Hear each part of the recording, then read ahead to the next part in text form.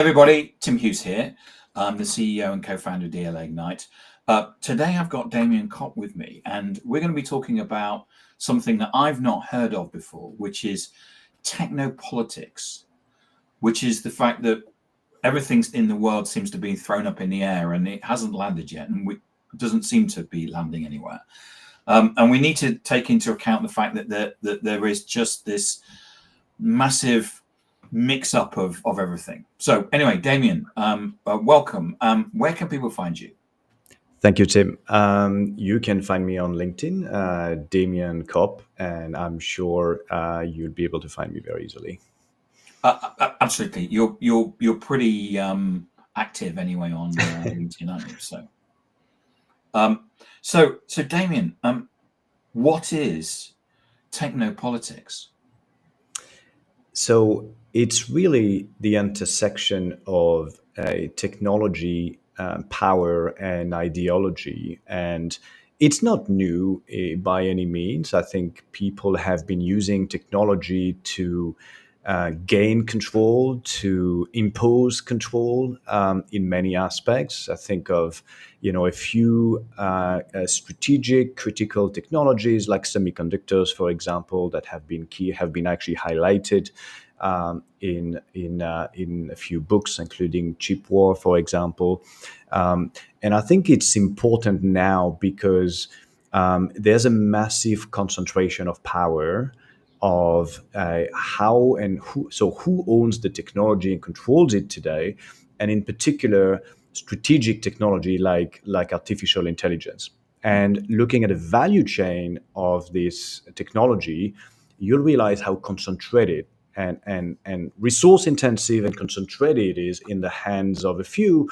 And it's beyond institution, it's beyond supranational institution, it's beyond government. In fact, these companies are bigger in terms of market capitalization than the GDP of certain countries. When you take the Apple, the Meta, and the Nvidia and others, I think Nvidia just broke a record yesterday at $4 trillion for a few seconds, and then they went back down below four. But that is the scale we're talking about. And a company has only one mandate, mainly, is to make profit for their shareholders. It's not a government, right? They have no social, social mandate.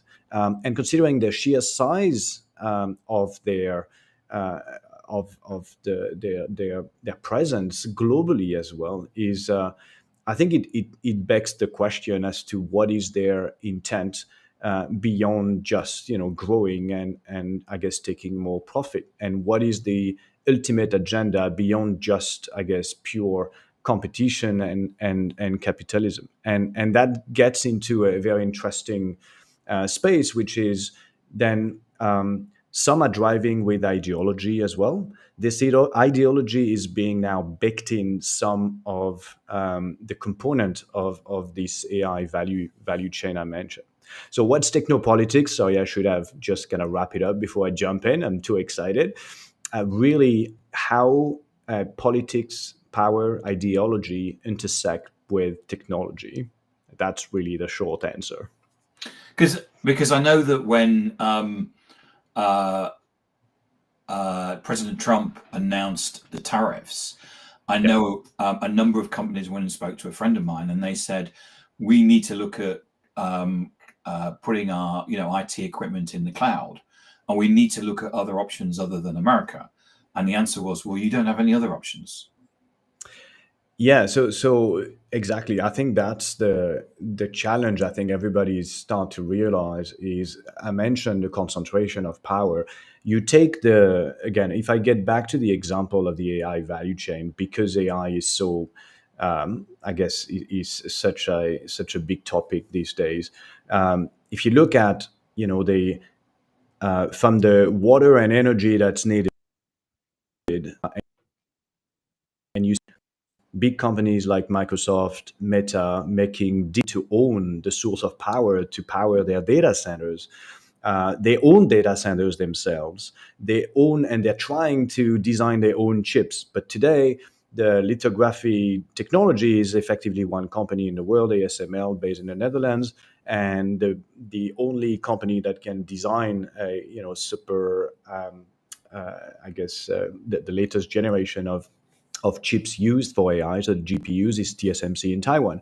So you have really a handful of companies who are able to master this technology, and then you have the big hyperscalers and the big tech companies, big platforms who are trying, you can see, to verticalize, right? So I mentioned nuclear power, chip design, data centers, submarine cables, satellites, and all the way to AI models.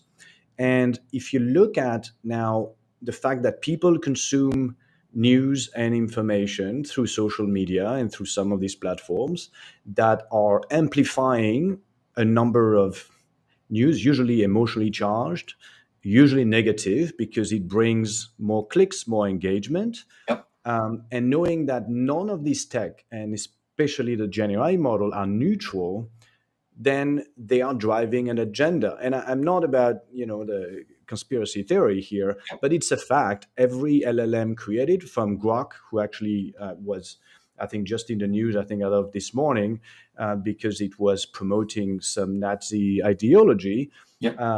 is naturally, if people use this technology to produce content, or they use it to consume content or summarize content, that becomes really a problem, because whoever owns the infrastructure end to end owns the narrative.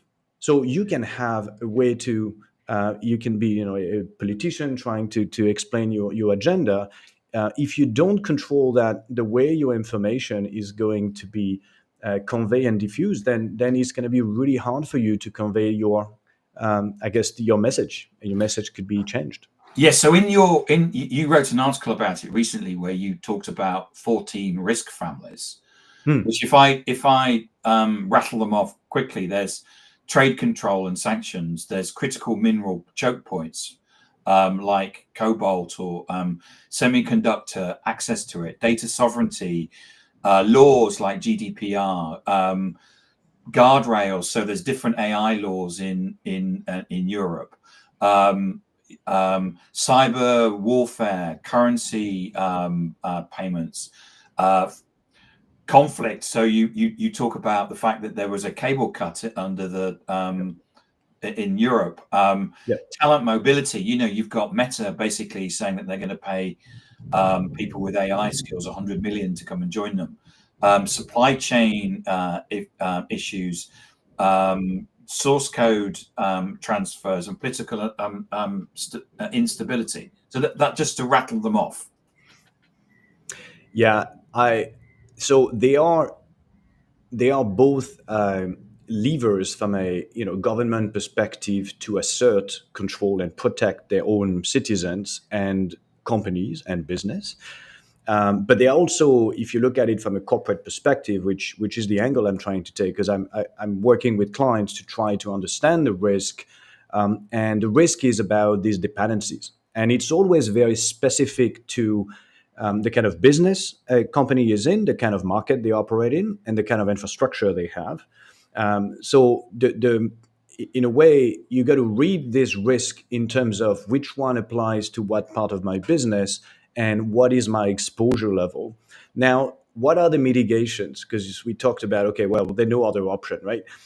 There are options at different levels of the stack I mentioned. So you look at the stack from infrastructure, networks, communication, data layer, AI model, and enterprise application layer at the top.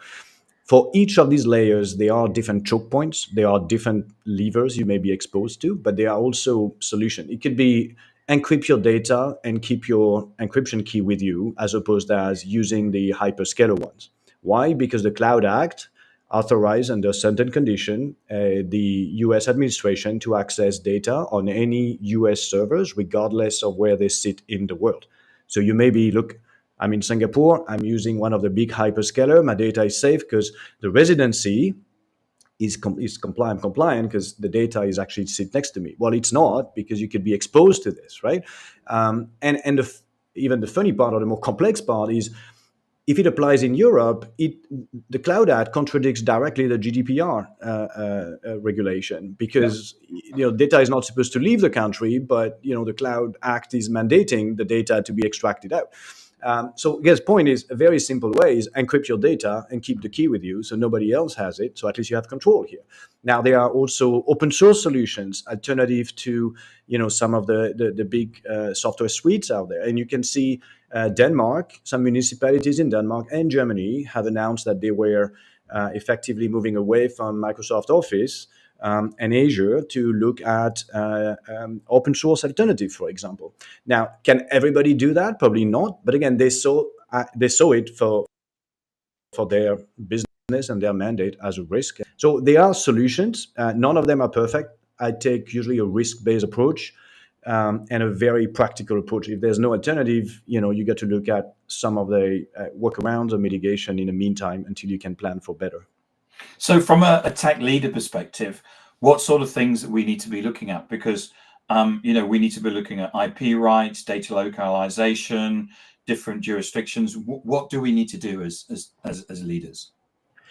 So I think first of all is I think the awareness part, and I think I can tell now, having talked to a number of industry leaders across different markets, there's a very different level of awareness, and I think a sense of risk and exposure depending on the jurisdiction they operate in. So where I'm at here in Singapore and across Asia, I don't get a strong feel that sovereignty is a big deal, and I know in Europe it's actually the number one topic everybody's going to talk about, right? And so there's a different kind of level of urgency that is pretty clear. So awareness, certainly the first one, and second is really be able to do a stress test your digital infrastructure and look at your current exposure, and then you can start planning for some of the quick wins I mentioned. It could be turn a switch. On Salesforce has a Shield Force feature to encrypt your data at rest. Well, is it even turned on? Don't know, right? So I'm coming up with checklists, very practical checklists to look at.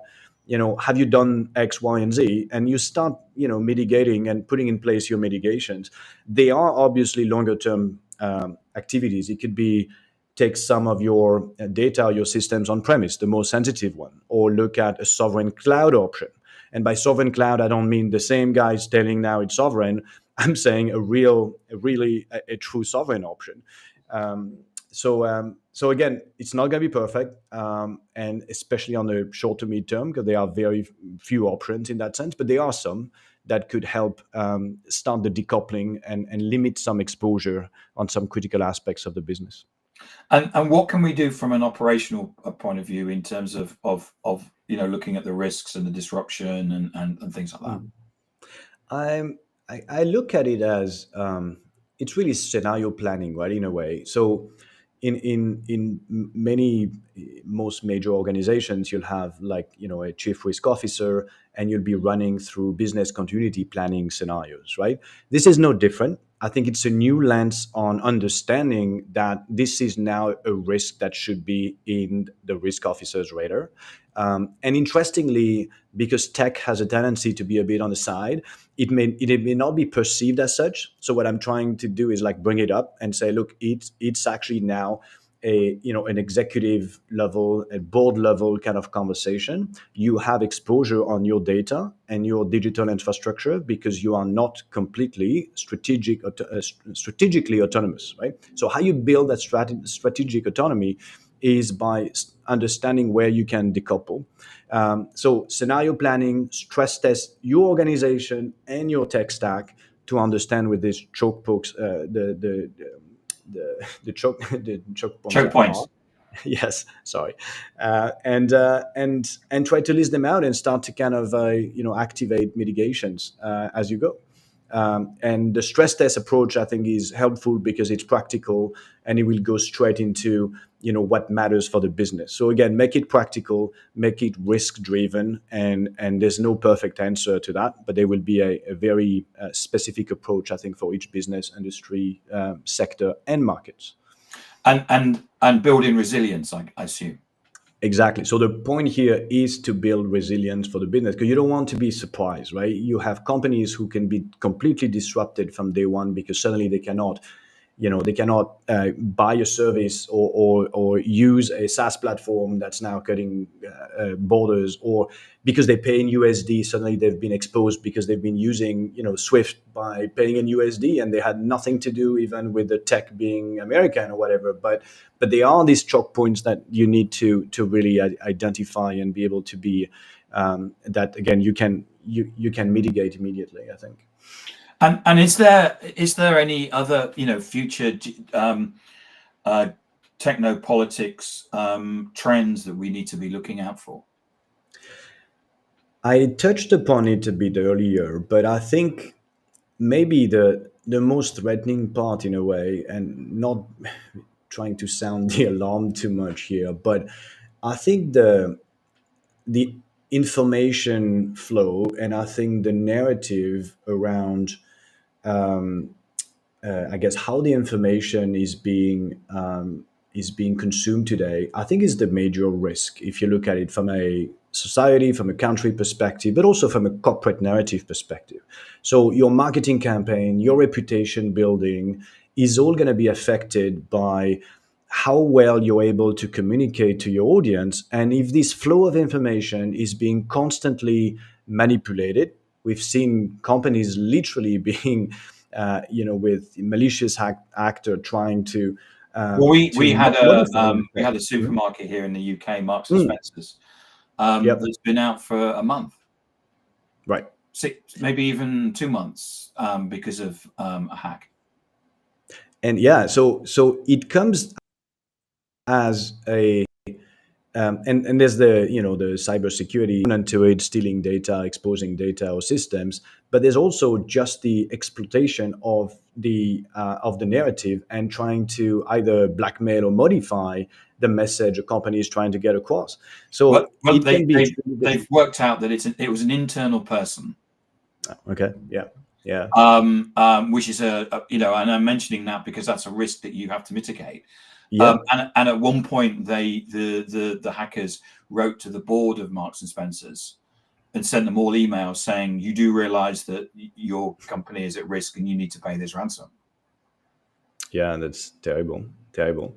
So I guess back to your question about what to look for. I think understanding and being aware that the information as it flows today is being unfortunately it's quite hard to have that true sense of transparency and trust, and people are losing trust in the traditional media and institution, and now you rely on social media that are not any better because they do amplify again emotionally charged negative sentiment, which is not great. So if it's not great for I guess society and for individuals and for businesses, it's a stabilization issue in many economies that we live in, and certainly for a business, it can be really hard to recover and regain control. So do you think we can alleviate some of this risk by using insurance? Oh, that's a great point. If they're able to cover for the risk, yeah, I don't know how much of a Because I premium understand that I understand that you can now insure against these ransomware attacks, and the insurance to a will point. pay out Yes. and pay the Yeah. ransom. Yeah. It is true, I think, to a point, but I think the moment, and maybe back to some of my earlier points, it's a legal lever being used by an official government or institution. It will be likely excluded from any of these of the terms because it's not an accident. It's actually a legal enforcement of something that was foreseeable. Again, the Cloud Act is legal in that sense, right? The GDPR is legal, so I don't think you'd be covered against that. And that's more actually the sense of my overall my message is, obviously there still be cyber attacks and people with malicious intent. I think the challenge is the moving landscape of the policies and different jurisdictions flexing muscles using legal power to influence certain decisions and technology. And that is hard because it's legal, but you're going to be the first one impacted, although you're on the other side of the world. And that's what I'm trying to kind of get a better read on and advise my clients on. Damien, thank you so much for coming on and talking about Technopolitics. It's a fascinating subject. If people wanted to find out more information, where could they find it? So I do have a publication called concentric.co, concentric with two Ks. So that's KONCENTRIK.co. .co, and you can always contact me again on LinkedIn, and you will see my newsletter from there as well. Excellent. Thank you. Damien, thank you so much for coming on. It's not a subject I've come across before, so I really appreciate you coming on. And Thank you, Tim, for having me. Super appreciate it. Thank you so much.